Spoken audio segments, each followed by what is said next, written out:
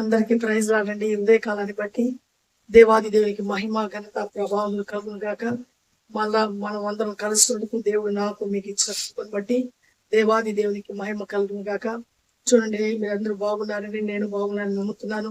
దేవుని పిల్లలము, దేవుడు మన యొక్క బాగోగులు చూసేవాడు. ఆయన మీద మనము ఆశ కలిగి ఆయన ఎందు నమ్మిక ఉంచి యథార్థంగా జీవించినప్పుడు ఆయన మనల్ని ఖచ్చితంగా కేరింగ్ తీసుకునేటువంటి దేవుడు. దీన్ని బట్టి దేవునికి మహిమ ఘనత ప్రభావములు కలుగును గాక. చూడండి, నిన్న దినం మనము అబిగయలు అనేటువంటి స్త్రీని గురించి ధ్యానించాం.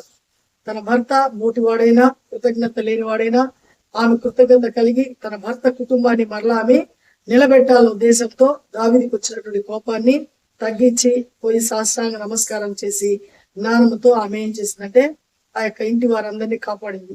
అంటే స్త్రీకి ఉండవలసినటువంటి లక్ష్యాన్ని మనము నిన్న దినం మనం ధ్యానించాము. అంటే మనము రెచ్చగొట్టే వాళ్ళంగా ఉండకుండా మనల్ని మనం తగ్గించుకొని సమాధాన పరిచేటువంటి మనసును మనం కలిగి ఉండాలా.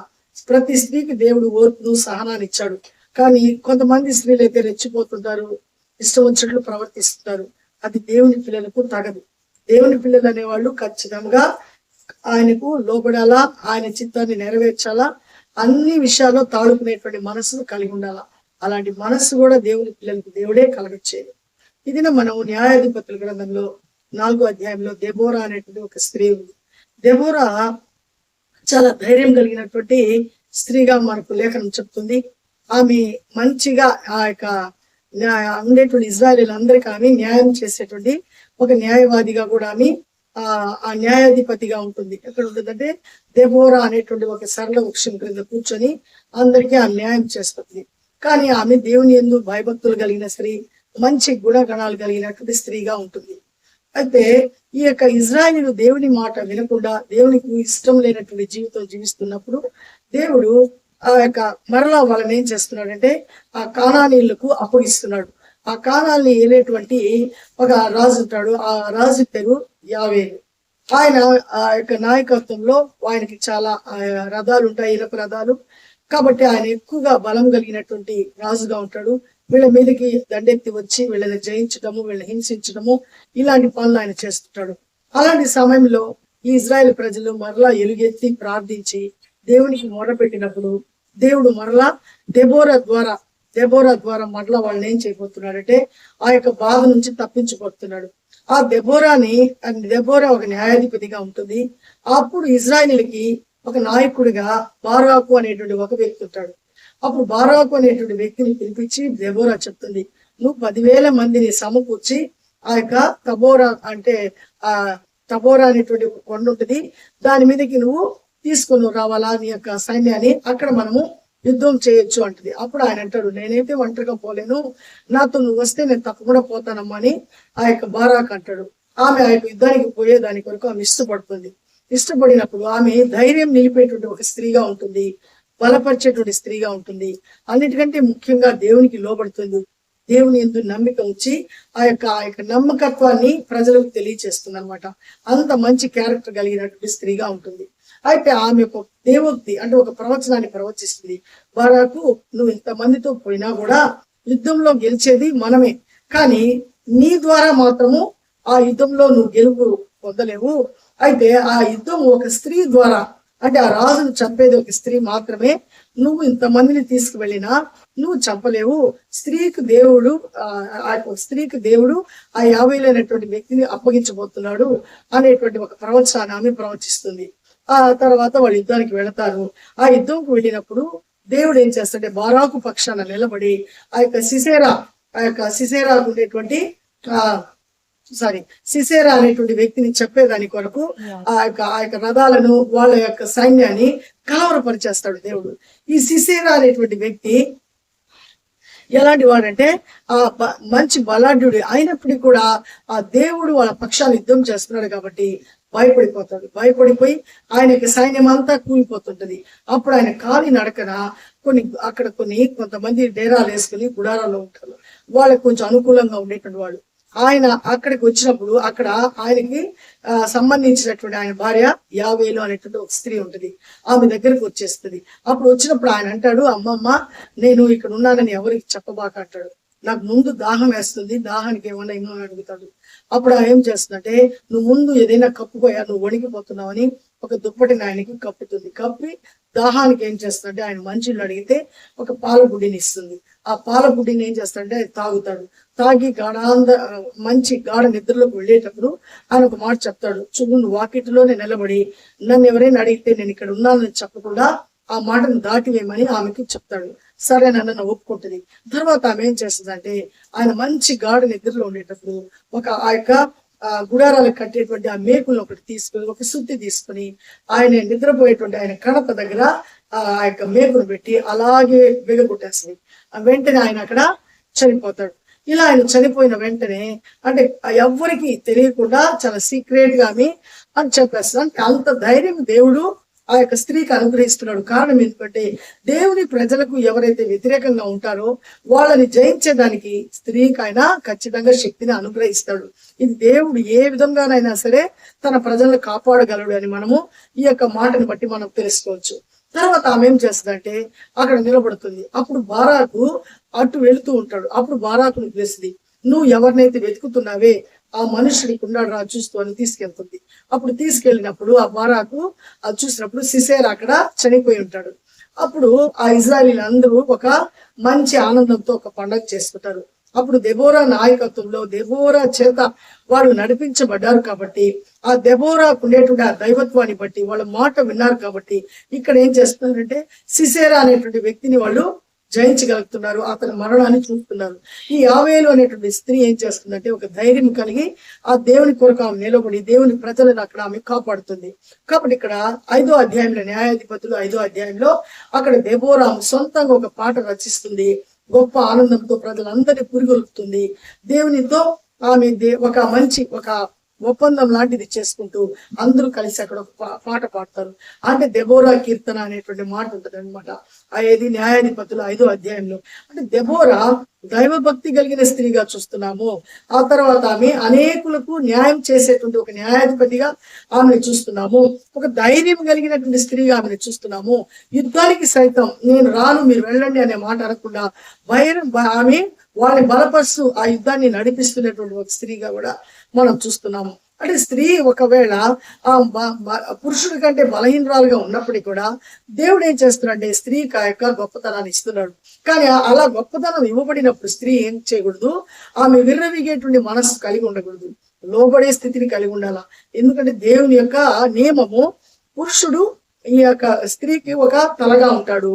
ఆ స్త్రీ అనే ఆమె ఏంటంటే ఆయనకి లోబడి ఉండాల. ఆమె సరి సమానంగా సంపాదించినప్పటికీ కూడా ఇద్దరు కలిసి వాళ్ళు ఎలా ఉండాలంటే ఒకరినొకరు అర్థం చేసుకుని ఆయనే హైగా ఉండాలా, ఆమె తగ్గుగా ఉండాలా. దానికి కారణాలు ఏంటంటే దేవునికి లోబడాల. దేవుని అంటే అలాంటి లక్షణం ఎవరికి కలిగి ఉంటారంటే దేవుని ఎవరైతే భయభక్తులు కలిగి ఉంటారో భర్తను గౌరవిస్తారు. భర్తను ఏం చేస్తారంటే భర్త గౌరవాన్ని కాపాడతారు. కాబట్టి ఈరోజు మన స్త్రీలు మనం ఎలా ఉన్నాము? మన భర్తకి గౌరవం తెచ్చే వాళ్ళం ఉన్నామా? మన అత్తగారింటికి తల్లిగారింటికి గౌరవం తెచ్చే వాళ్ళగా ఉంటున్నామా? ధైర్యం కలిగిన ఆత్మను కలిగి ఉంటున్నామా? చిన్న సమస్య వచ్చినప్పుడే భయపడిపోతున్నామా? పెద్ద సమస్యను చూసి బెమ్మేలు ఎత్తుకుంటున్నామా అనేది మనం ఆలోచించాలా. ఏ సమస్యకైనా మనం ధైర్యంగా ఉండాలని దెబోరా ద్వారా మనం తెలియచేసుకోవాలా. దెబోరాకు అంత ధైర్యం దేవుడు ఇచ్చాడు. కారణాలు ఎవరికి ధైర్యం కలిగిన ఆత్మ ఇస్తాడు దేవుడు? ఆయన ఎందు భయభక్తులు కలిగిన వారికి. అందుకే పిరికి ఆత్మను దేవుడు మనకి ఇవ్వలేదు. ఆయన ఇంద్రియ నిగ్రహ శక్తులను కలిగినటువంటి ఆత్మను మనకు దేవుడు అనుగ్రహించినాడు. అలాంటి ఆత్మను కలిగినటువంటి మనము నిరంతరము దేవునికి మనము లోబడాలా.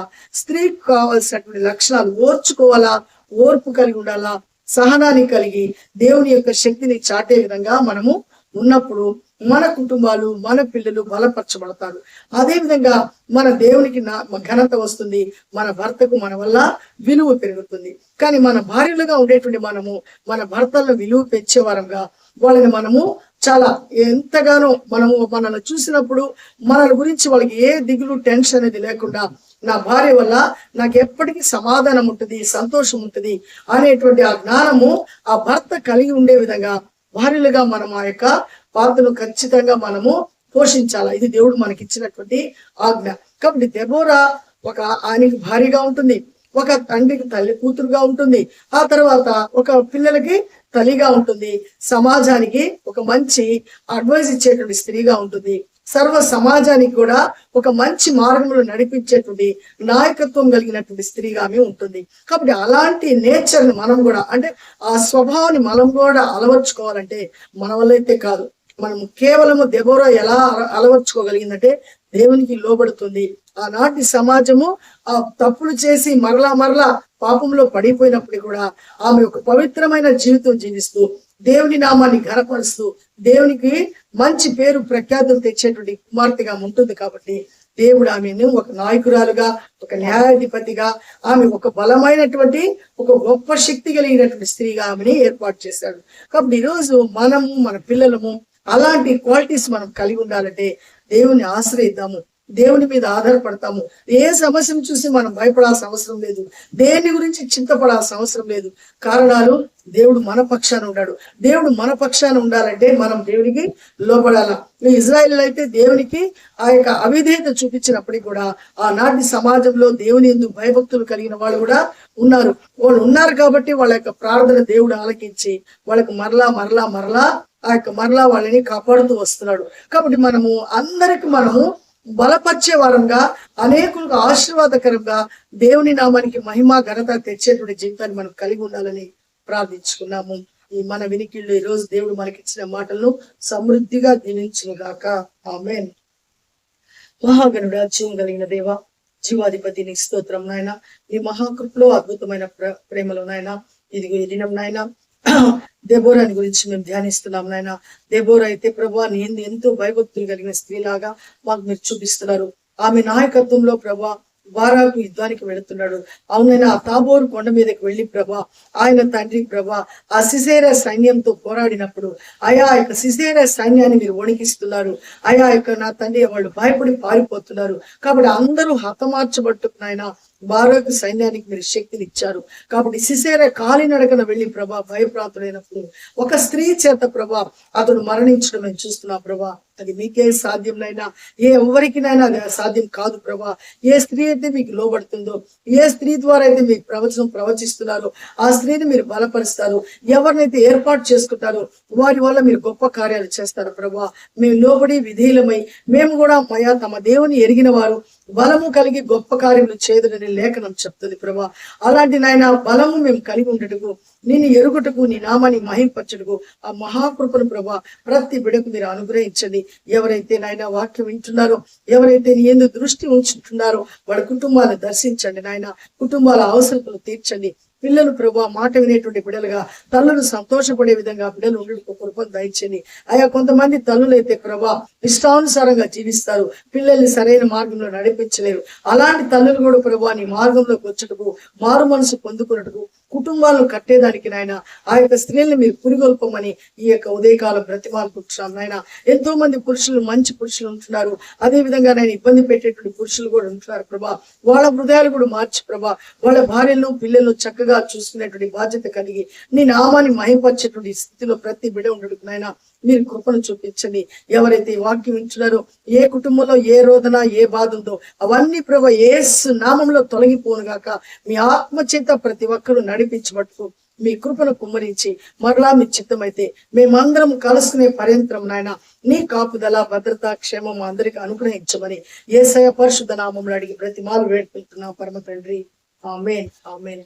అందరికి ప్రైజ్ రాడండి. షాలోమ్. దేవుడు మనకు తోడే ఉండను గాక. షేర్ చేయండి, లైక్ చేయండి, అనేకులకు మన ఛానల్ గురించి తెలియచేసి, ఇంకా మీరు సబ్స్క్రైబ్ చేయకపోతే చేయండి. అనేకులను మన రాజ్యం, దేవుని రాజ్యంలోకి నడిపించడానికి పురిగొల్పబడండి. మీరు కూడా దేవుని రాజ్యాన్ని కట్టుటకు పాలిభాగం సాగుతున్నందుకు దేవుని నామాన్ని మహింపరుస్తూ మీ అందరికి షాలోమ్. మరలా మనం కలుసుకునే పర్యంతరం ఆయన కాపుదల, భద్రత మనందరికి తోడుగా ఉండును గాక. ఆమేన్.